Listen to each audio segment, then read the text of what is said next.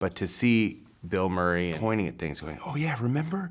To get to hear their conversation about them looking at the firehouse for the first time was incredible. It's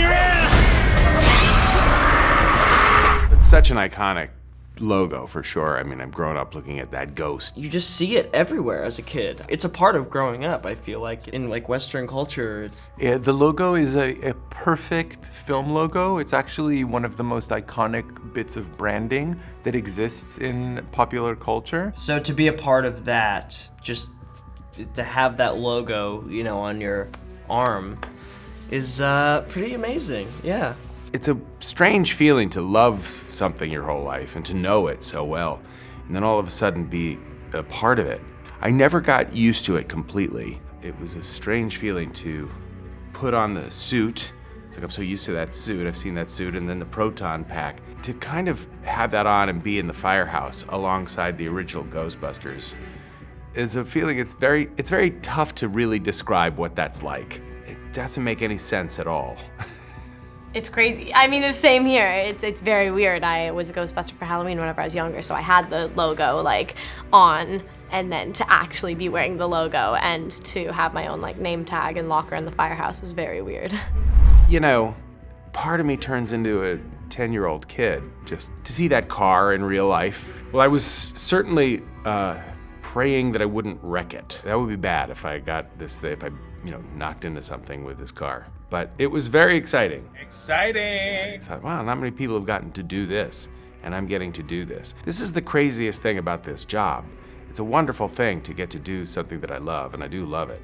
But every once in a while, you find yourself in situations that you never would have predicted, and you could only take a step outside of it and look at it for what it's worth and go, pretty cool. And that's how I felt about driving the Ecto-1. I mean, it's kind of like driving a truck or something like that. You just have to, it's very long, it's pretty wide, so you have to account for turns and stuff like that, and obviously getting through small spaces.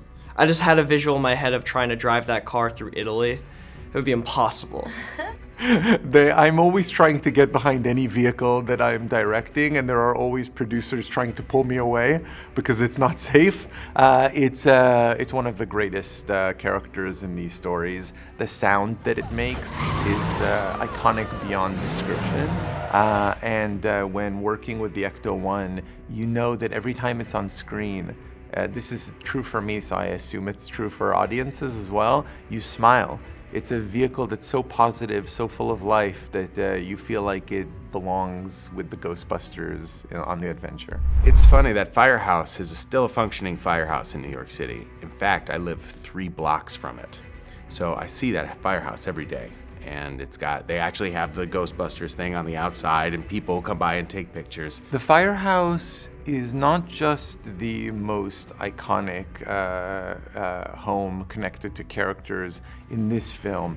I think it's actually one of the most iconic headquarters or homes in any movie franchise. They rebuilt that firehouse in England. We were shooting in England, and so there's part of that firehouse. They used both, but some of the rebuilt one, it was startling how real it was and how much it looks exactly the same.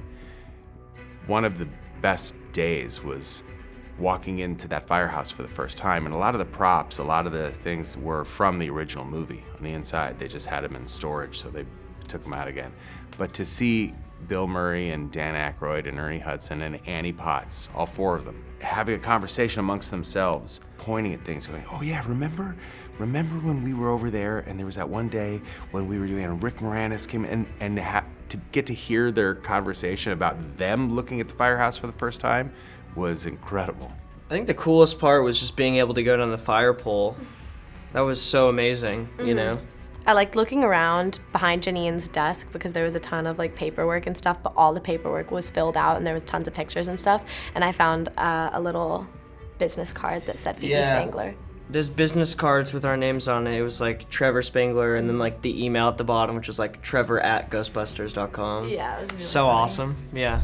To see Slimer, the puppet, in real life, these are iconic things. And I love the fact that they really do try and continue a lot of the practical effects now that they had in the original Ghostbusters. Yeah, no, that was incredible. I feel like in movies like this, you rarely get to interact with practical effects, and so that was the first thing we shot, is the Slimer stuff. So being able to like start the film with such a classic thing was great to set the tone for the rest of the movie. Slimer was created in a moment where visual effects was already happening, but this was the state of the art of puppetry, and it introduced a certain kind of soulfulness to the tone of the film. It was important for me that in this movie there was that same respect for the traditional arts of storytelling in movies, and it felt like a connection to the way that the original Ghostbusters was made.